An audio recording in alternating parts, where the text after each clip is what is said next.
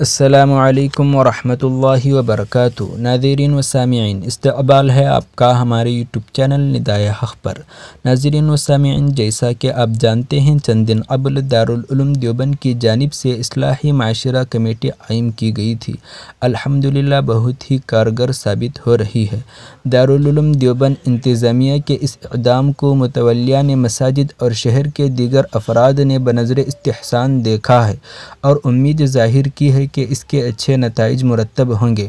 متولیان مساجد دینی جذبے کے ساتھ دارالعلوم دیوبند سے مربوط ہوتے جا رہے ہیں اور میٹنگوں میں توجہ و دلچسپی کے ساتھ شرکت کر رہے ہیں۔ ابتدائی مرحلے میں اصلاحی معاشرے کے تحت دیوبند و اطراف میں 12 اساتذہ نے 20 سے زائد گاؤں کا دورہ کیا اور مساجد میں اصلاحی بیانات کیے۔ دارالعلوم دیوبند کی جانب سے اصلاحی معاشرہ مشن کو مزید مؤثر بنانے کے لیے ادارے سے وابستہ اساتذہ اور مبلغین پر مبنی کثیر رکنی کمیٹی تشکیل دی گئی ہے، جس نے طے شدہ لائحہ عمل کے مطابق کام بھی شروع کر دیا ہے۔ پہلے مرحلے میں شہر دیوبند کے تمام مساجد کے متولیان کی رابطہ میٹنگوں کا سلسلہ شروع کیا گیا ہے۔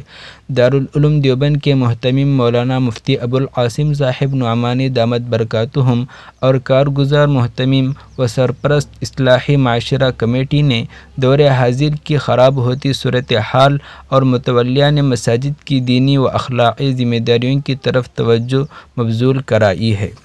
مزید دارالعلوم دیوبند کی جانب سے خبر آ رہی ہے کہ دارالعلوم دیوبند کی جانب سے اصلاحی عنوانات پر 10 کتابچے تیار کرائے گئے ہیں، جو اردو ہندی زبان میں دستیاب ہوں گے۔ سرے 10 جن عنوانات پر کتابچے تیار کرائے گئے ہیں اور بیانات کا سلسلہ جاری ہے، ان میں عظمت صحابہ و اہل بیت، والدین کے حقوق، میراث کی اہمیت و فرضیت، منشیات کے نقصانات، شادی بیاہ کے رسم و رواج، جہیز، سود اور مہر کی قباحت، حقوق العباد کی اہمیت، زکوٰۃ کی اہمیت، جوا، سٹہ وغیرہ کی قباحت، گناہوں سے اجتناب، نوجوانوں کی ذمہ داریاں، موبائل کا صحیح استعمال وغیرہ قابل ذکر ہے۔